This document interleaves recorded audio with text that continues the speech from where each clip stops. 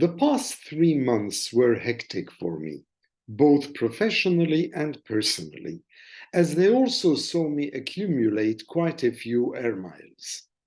But now, عادت حليمة لعادتها القديمة, and the best way for me to translate this popular Arabic saying into English is to say same old, in that I am now back at base and ensconced in front of my computer in the favorite YouTube blurred corner of my flat. So today, I'd like to wade into what could be rough waters for me as I share some thoughts with you on the recent announcement by the Vatican, an announcement, incidentally, that took many of us, including, it seems, the subject of the announcement himself, by surprise, that the Latin-rite Catholic Patriarch of Jerusalem, His Beatitude Pier Battista Pizzaballa, had been made a cardinal by Pope Francis. And shortly after I heard this news item, I also read an interview with the Patriarch on Ynet, which admittedly made me raise my eyebrows. I shall add the link to this piece in the description box. But to make sense of what is roiling in my mind, let me provide you first with a helpful historical context. When I was still a kid living in Jerusalem, the Latin Patriarch was Joseph Beltriti, a huge Italian man who was also one of Dad's patients. Often unexpectedly, Dad invited him to our house for lunch or dinner, and I vaguely remember that the Patriarch was a polyglot and spoke fluent Arabic with a charming Italian hiss to his inflections. Upon his retirement, the Vatican broke the mold, so to speak, and appointed His Beatitude Michel Sabah as the new Patriarch. There were cheers of jubilation amongst most Latin-rite Catholics, especially those in Palestine, since his jurisdiction also covered Jordan, Israel, and Cyprus, because an Arab, Palestinian, Nazarene, with a PhD in Arabic linguistics to boot, had been chosen as successor patriarch. Wow! The Vatican was Arabizing the Latin-rite Catholic Church, just like Iraq, like Syria, like Lebanon or Egypt. And His Beatitude Michel Sabah was patriarch during my time in Jerusalem, when I was engaged in the Oslo second track negotiations, as well as running the Middle East Council of Churches office and the Jerusalem Interchurch Committee.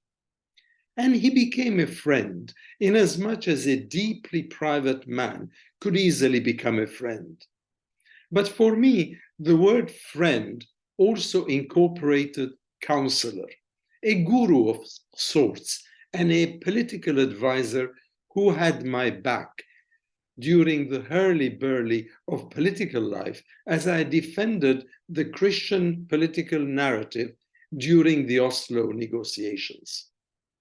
Hardly a week passed when I did not see the Patriarch at least once, and I slowly discovered a man of deep faith, of strong cultural traditions, and also of searing belief in justice.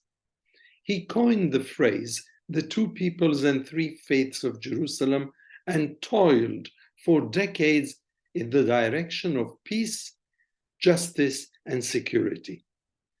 The Palestinians and Arabs, Christians and Muslims alike, loved him, but the Israelis not so much, because he spoke out strongly against the occupation. However, what mattered was that he was an Arab, and this was an achievement in acculturation for the Catholic Church. Upon his retirement, the Vatican nominated His Beatitude Fuad Twal as his successor. The new patriarch hailed not from Palestine, but from Jordan. He was a polished Vatican diplomat, but his heart was really, perhaps rightly so, invested in Jordan, not Palestine, and so he never achieved his predecessor's popularity.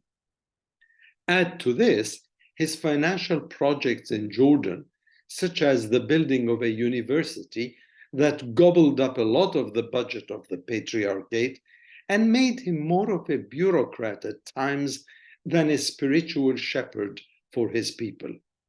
The Knights of the Holy Sepulchre worldwide, who help the Patriarch financially, know a thing or two about this. But one of his saving graces was that he was an Arab. So Arab peoples still had an Arab spiritual and religious leader. Then came the incumbent patriarch Pizzaballa. As a lawyer, let me preface everything I now say by underlining that I do not know the man from Adam.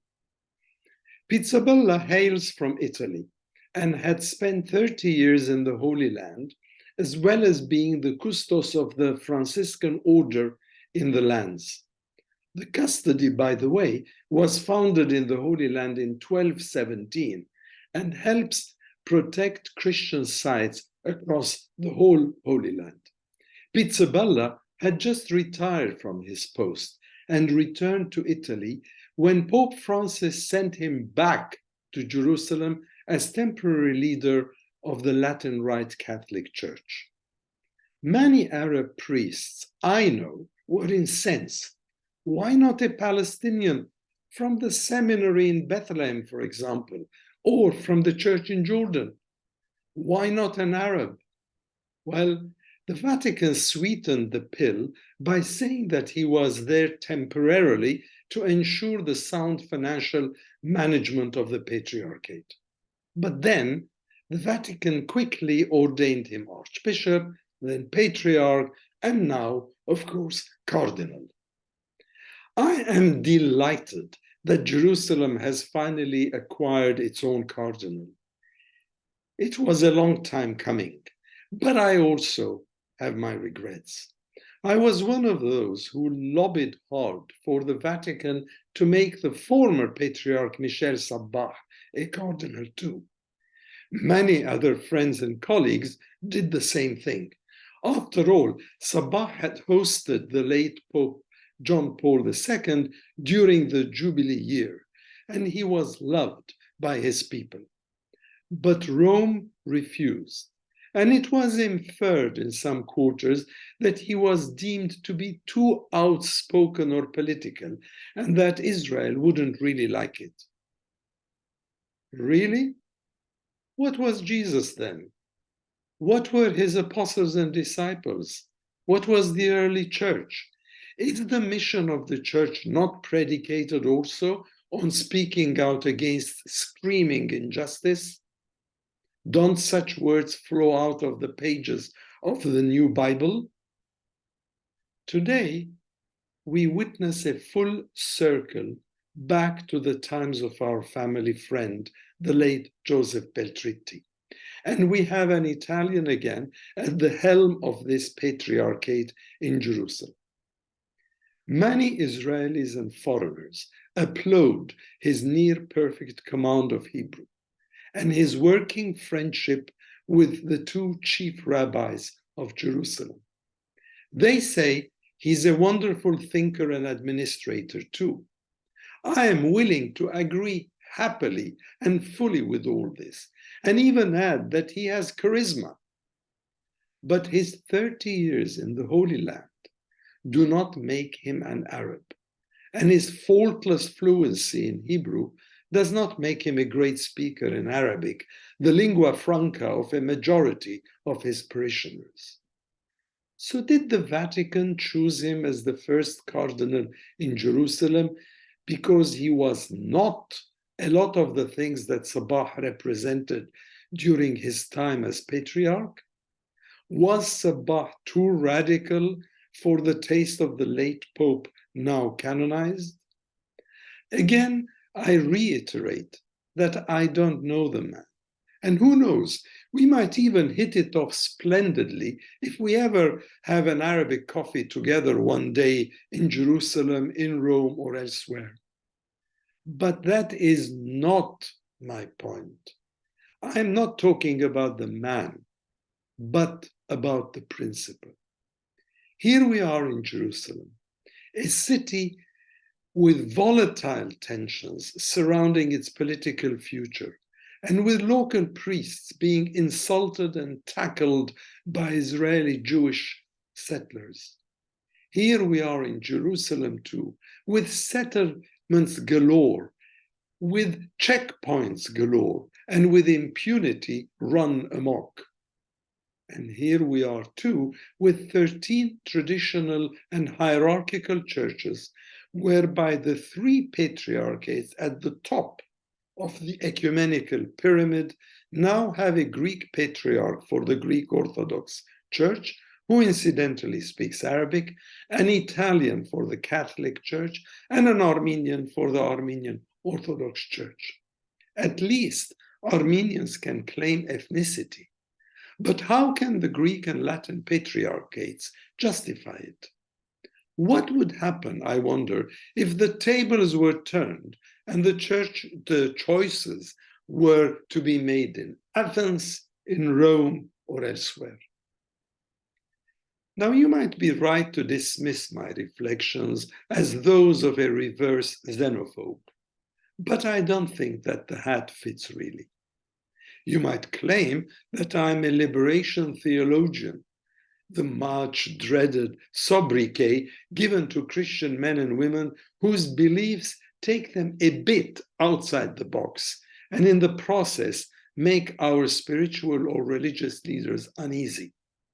But my faith does not seek labels. In fact, it does not need labels.